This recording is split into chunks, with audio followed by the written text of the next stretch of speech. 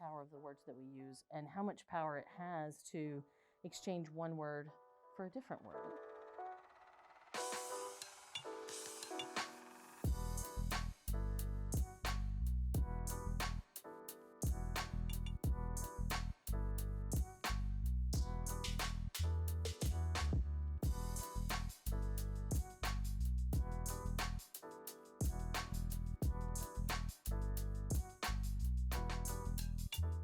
We're kind of looking at two things, word study and translanguaging, and how they can fit into our Readers Writers Workshop format.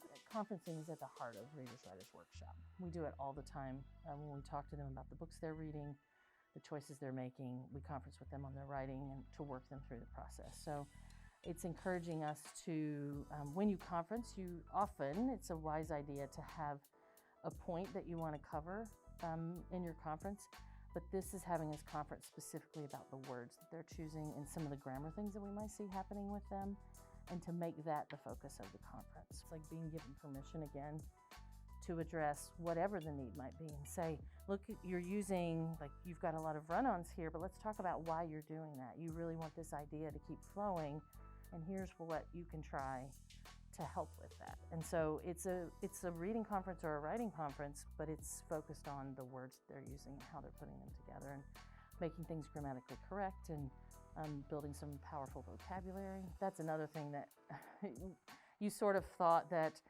I can't teach vocabulary. I'm in a reading writing workshop classroom. Doing word study with the memoir writing unit that we're doing in 8th grade right now has been really nice because we can do the mini lesson, and yesterday, the last 2 days have been specifically word study mini lessons, like look at the strong nouns and verbs that you're choosing, and could you lengthen and shorten some of your sentences for effect, and like some intentional alternative grammar structures and things like that.